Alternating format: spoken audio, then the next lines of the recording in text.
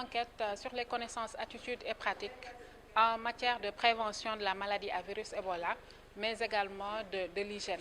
Parce que comme on a parlé tantôt, l'hygiène est une constante. Pour toutes les maladies infectieuses, il y a toujours une composante conseil hygiéno-diététique. Donc, un geste simple comme le lavage des mains, en utilisant bien sûr la technique correcte de lavage des mains, peut permettre de prévenir non seulement la maladie à virus Ebola, mais d'autres maladies comme le choléra, comme le tétanos néonatal et puis les infections nosocomiales dans les structures sanitaires.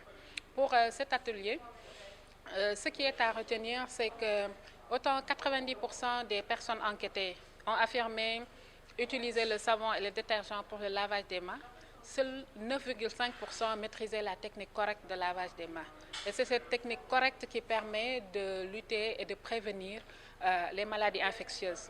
On a également noté que des zones comme Kumpentum et Tambacounda étaient moins desservies, par exemple, que la région de Kolda.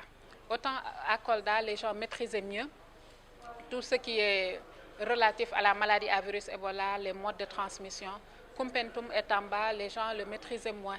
Et c'est un point parmi les recommandations qu'on a soulevées.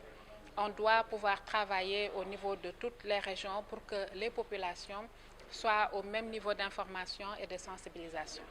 Quand on a eu le cas importé, toutes les ONG se sont ruées vers la frontière, à Kolda, Kédougou. Mais pourtant, on sait que c'est le même peuple. C'est le même peuple, il y a des mouvements de population. Donc, toutes les personnes sont à sensibiliser. On nous dit que le cas importé s'est retrouvé à Dakar. Pourquoi on travaille au niveau des zones sud? Mais je leur dis que le cas importé est passé par les régions frontalières avant de rejoindre Dakar. Ce qui conforte que toutes les régions sont au même niveau parce que la personne qui a quitté les régions frontalières jusqu'à Dakar a eu à côtoyer d'autres personnes. Donc, l'idée vraiment, c'est d'aller avoir toutes les régions, mais comme je vous ai dit, quand on est dans un contexte de ressources limitées, il faut faire des choix.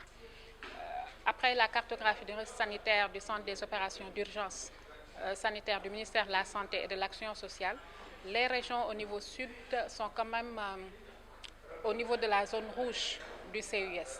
Donc ce sont des zones où il faut mettre le focus, mais comme je dis, ça ne veut pas dire que nos actions doivent se limiter à ces régions. Les prochaines étapes du projet, c'est incorporer ces résultats qu'on a eus aujourd'hui pour réorienter nos activités pour l'atteinte des objectifs. Si on voit que la tranche d'âge des 6-10 ans et plus de 61 ans sont moins informés que les autres, ça, c'est un point pour la sensibilisation et Save the Children l'a toujours prôné. Les enfants ne doivent pas être de simples bénéficiaires, mais doivent être des acteurs de la réponse à la maladie à virus Ebola. On sait que la communauté, tout le monde est d'accord qu'on doit les associer à la réponse, mais dans cette communauté, il y a également des enfants qui doivent être aussi bien informés que les autres. À Kédougou, par exemple, on a vu que le Parlement des enfants, le Conseil consultatif des enfants, les membres étaient vraiment très, très motivés à accompagner Save the Children dans sa réponse. Ce qui nous conforte dans l'idée qu'il faut aller avec les enfants. On travaille pour eux, mais il faut y aller aussi avec eux.